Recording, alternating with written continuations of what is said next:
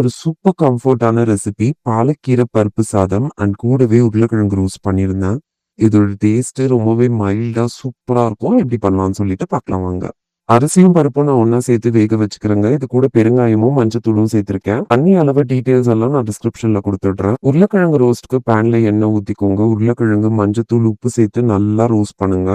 இது கூட கொஞ்சமா பூண்டை தட்டி சேர்த்துக்கோங்க. இது நல்லா ரோஸ்ட் ஆகணுங்க. நான் வேகலாம் வைக்கல, அப்படியே கட் பண்ணி தான் சேர்த்திருக்கேன். இதை மூடி போட்டு லோ ஃப்ளேம்ல 5 மினிட்ஸ் குக் பண்ணீங்கனாலே போதும். சூப்பரா வெந்து வந்துரும். இப்ப கடைசியா மிளகாத்தூள் சேர்த்து மிக்ஸ் பண்ணிடுங்க. அவ்வளவுதான், நம்ம பொட்டேட்டோ ரோஸ்ட் ரெடி.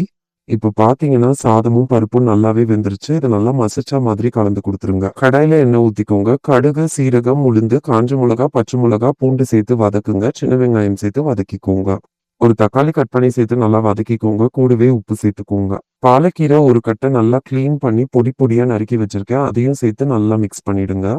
கீரை நல்லா வெந்து ஒண்ணு சேர்ந்து வந்ததும் இப்ப நம்ம அரிசியும் பருப்பும் இதோட சேர்த்துக்கலாம். கட்டியா இருந்ததுன்னா சுடு தண்ணி சேர்த்து மிக்ஸ் பண்ணுங்க. அப்பதான் சப்புன்னு ஆகாம இருக்கும். 2 நிமிஷம் வச்சுட்டு கடைசியா நெய்ல முந்திரி பருப்பை வறுத்து சேர்த்துட்டு மிக்ஸ் பண்ணீங்கன்னா நம்ம கீரை சாதம் சூப்பரா ரெடிங்க.